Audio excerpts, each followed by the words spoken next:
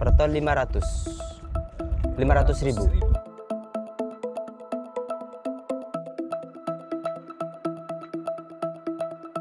Ya dibutuhkan juga. Dengan diolah menjadi gram konsumsi kayak gini, 1 ton ya 5 juta.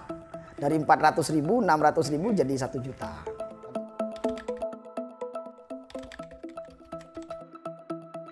Edu Wisata Garam itu lahir bukan semata-mata untuk wisata ya.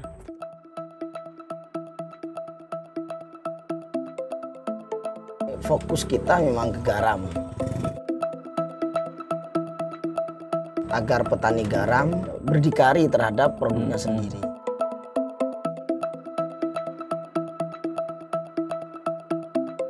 Salah satu problem garam soal harga kan, di sisi petani memang banyak kajian kualitasnya rendah sehingga tidak kompetitif di pasar. Teori pasar kan sederhana, pingin yang murah dan yang berkualitas kan begitu. Iya betul. Lah garam hasil petani kita itu dari aspek kualitas kalah saing. Kalau sekarang ya murah, per ton 500 ribu. Kalau tahun kemarin sampai 225, ada yang 200, banyak yang mengeluh. Malah tahun kemarin kan sampai bulan berapa ya, saya berhentinya tidak cukup.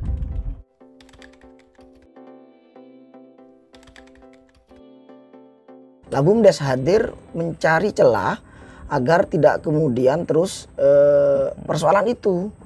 Muncullah rekristalisasi garam.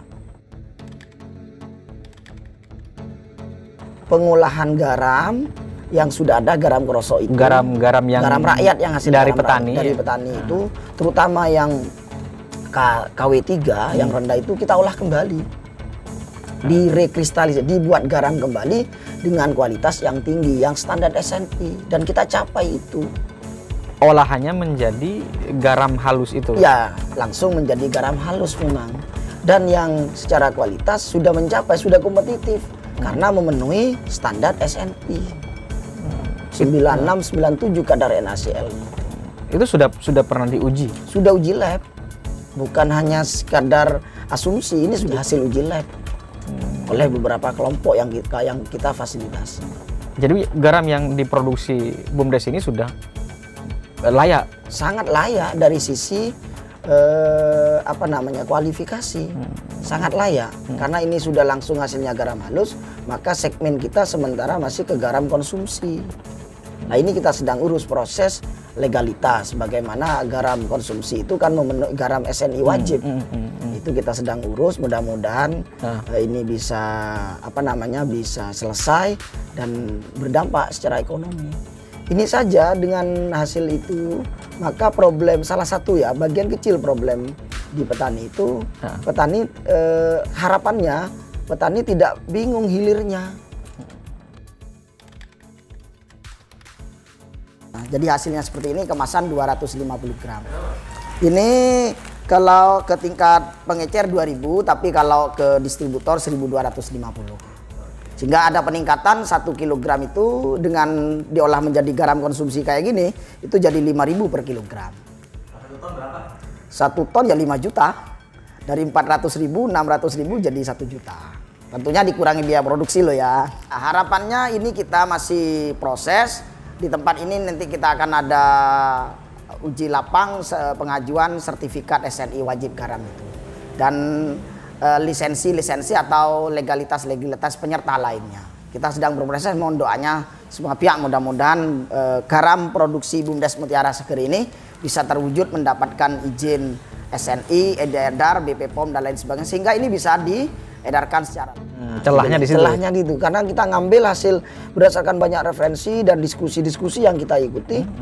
Selalu kritikan ke petani itu kualitas garam petani rendah, kalah kompetitif. Maka pemerintah harus punya keberpihakan kan gitu. Walaupun sampai hari ini garam tidak ada HPH-nya kan gitu, harga pokoknya gitu. Nah, ini sedang diupayakan. Tetapi itu kan panjang birokrasi. Perjuangannya panjang sampai banyak jalur lah kita upayakan. Kita menghargai usaha teman-teman komunitas garam, asosiasi dan sebagainya. Pingin bahwa garam Madura atau garam rakyat ini berpihak pada rakyat, memenuhi BEP-nya, break even point-nya. Nah, sekarang ini dengan harga garam yang kayak gini, itu sebenarnya hanya karena terpaksa petani mengolah daripada nganggur. Kalau dihitung secara ekonomi mungkin nggak memenuhi BEP itu. Lah, kita hadir, siapa tahu nanti ini jadi jembatan untuk menjadi bagian salah satu solusi kecil. Artinya kemudian nanti BUMDes misalnya lancar ke depan, bisa menyerap garam petani. Betul. Yang panjangnya juga mendampingi, bahkan kalau perlu, kalau ini petani kan butuh bukti. Jadi tidak berteori saja, dibeli dengan harga tinggi, ya kan? Cita-citanya BUMDes gitu. Ngapain jual jauh ke pasar luar kalau harganya memang tidak bersahabat? Mending BUMDes yang ngelola. Kasarannya sampai gini komitmennya teman-teman. Taruhlah BUMDes gak dapat untung, yang penting memenuhi kegiatan operasional, yang penting itu berpihak pada petani, kita jalan tetap. Kita survive. Apalagi ada untungnya, ada profitnya. Nggak punya saja kita kan sudah punya nilai benefit. Ada manfaat bahwa kita berpihak. Itu tujuan kita salah satu. Seandainya nanti kita legalitasnya itu menjadi, kita kejual pengecer itu, kita kalkulasi itu hampir 5.000 per kilo. Per kilo nanti. 5 juta per ton, bayangkan. Kalau kemudian jadi garam halus, garam konsumsi. Garam konsumsi yang tentunya ada ionisasi dan sebagainya kan di situ. Oke, berarti yang ingin dipotong adalah mata rantai kesengsaraan petani dari. Betul.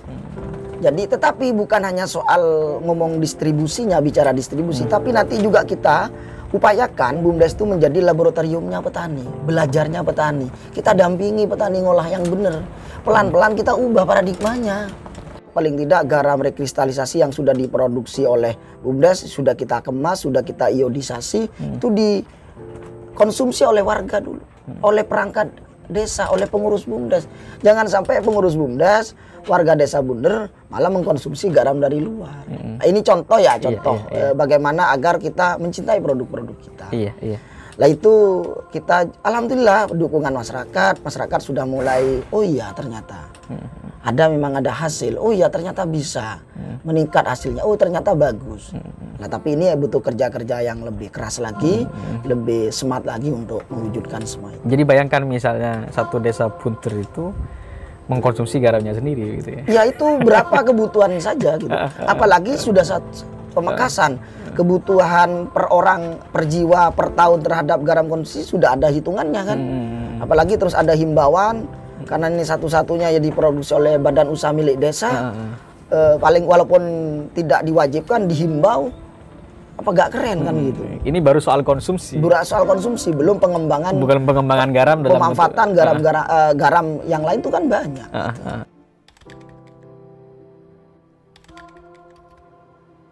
Sampai hari ini garam yang sudah diproduksi dan sudah layak dikonsumsi belum mendapatkan izin.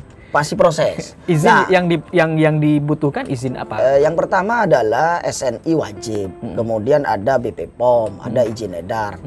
Ada untuk memenuhi BP POM juga ada ISO 9000 itu.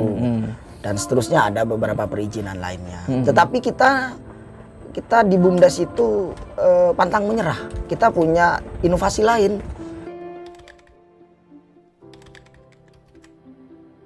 Nah ini kalau nunggu ini, yang kami masih merangkak, masih belum berdaya banget, ya bisa mati produksi-produksi rekristalisasi yang sudah menjamur di masyarakat itu. Kita jadikanlah tidak melanggar aturan, ya kan, bisa ambil contoh yang baik, tetapi ini tetap bisa berjalan produksi. Caranya apa? Jadikanlah e-garam, souvenir, tiket. Jadi pengunjung yang mau ke Eduwisata Garam dapat hadiah. Kan nggak salah kalau hadiah, kan mereka nggak beli kan. Perkara hadiahnya mau dipakai, ya silakan, karena memang secara itu sudah layak. Higienis lagi kan gitu. Lah disinilah unit usaha produksi garam rekristal di BUMDes ini berjalan. Kita hitung rata-rata ya tiap minggu itu antara 300 sampai 400 bungkus.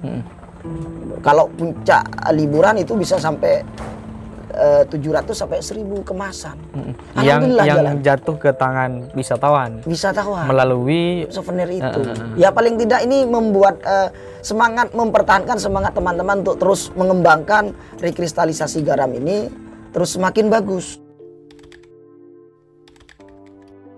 bahwa ternyata wisata garam tidak bakal muncul kalau tidak ada persoalan di Betul. petani, gitu ya. Kita kan bukan show off ya, bukan hanya ingin menonjolkan inilah kita punya wisata, tidak. Tapi ini ada latar belakang filosofis yang muncul dari keresahan tadi, problem garam. Nah, ini masalahnya nih begitu ya. Iya, gitu loh. Lah cuman kalau nunggu yang kita bergerak di situ, lah teman-teman ini kan butuh apresiasi juga, butuh ekspresi juga. Oh ternyata tempat ini juga yang banyak ada sungai, ada hamparan ini, bagus juga dibuat santai, dibuat melihat bagaimana proses garam. Ya sekalian aja. Ujung di ending akhirnya adalah bahwa kita ini, saya ingin melihat senyuman petani.